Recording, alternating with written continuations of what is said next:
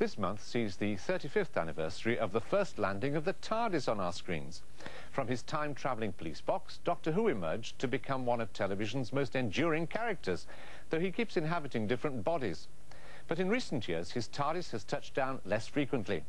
However, there have been sightings of the Doctor's adversaries, the Daleks, which prompted fan William Hadcroft to ask whether the Time Lord himself had become a thing of the past.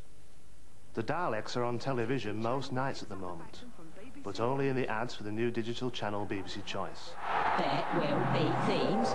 You might get a whole night of stuff on your favourite programme. It's also the only place you can see the special programming to mark Doctor Who's anniversary. It wasn't always like that. Our journey begins in 1963, when the BBC commissioned a new drama series starring a nameless Time Lord known only as the Doctor. The programme was so popular that it just ran and ran, garnering fans like a Dalek going downhill. Not quite clear, is it? I can see by your face that you're not certain. You don't understand. I knew you wouldn't. Never mind. Now, which switch was it? No. Ah, yes. That is it. The point is not whether you understand. What is going to happen to you? In 1989, after 26 years of assorted adventures through time and space, with 7 Doctors, it wasn't the Cybermen who put paid to our hero. The BBC decided the programme just wasn't making the ratings anymore, and so exterminated the series. We're going home!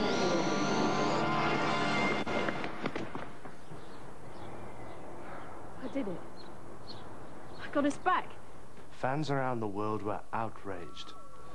So much so that by 1996, the BBC were persuaded to bring the Doctor back in a television movie starring Paul McGann. The film attracted over 9 million viewers in Britain, but in America didn't fare so well. And so, the BBC's partners in America pulled out. This is his last chance to stay alive, and you know it. What do you know of last chances? More than you! I have waited all my lives because of you, Doctor. The irony was that in the same year, Doctor Who won the BBC's TV 60 award for Best All-Time Drama. Proof, if any be needed, that it wasn't just appealing to die-hard fans. And the nation's favourite popular drama is Doctor Who. In fact, Doctor Who is such an important part of television culture, he's here, at the Museum of the Moving Image. No better place for an encounter with another Time Lord. For many viewers, I think it recaptures a time of innocence and being at home with their family and being children and being excited by this very sort of brave and very well-imagined television programme. So I think people as much hang on to that feeling of innocence and sort of early sort of creativity when they were first fired and remain very loyal to it as they grow up to be adults. What do you make of the issue of the BBC to make the programme without American backing? Well, I think it's rather sort of sad and ironic in that Doctor Who, I think, is most famously regarded as being a very cheap and cheerful show with all the old cliches about wobbly sets. But now they feel it's too expensive to make. Although they can't watch his adventures on television,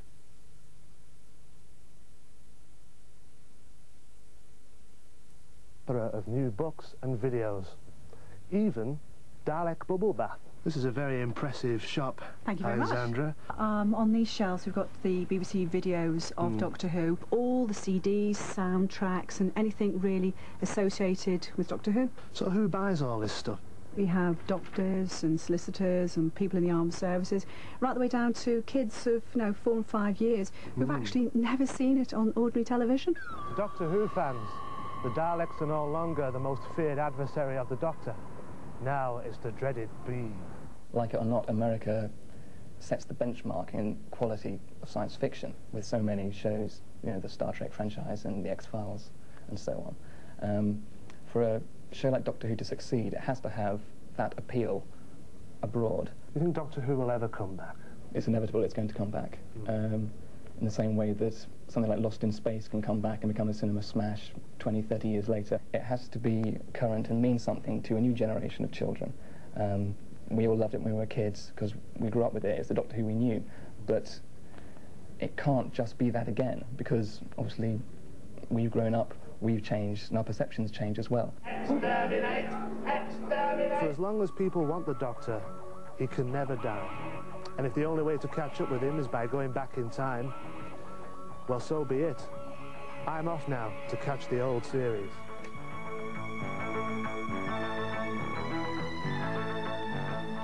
Just as all the viewers in today's show did, do let us know what you're watching. You can phone, fax, write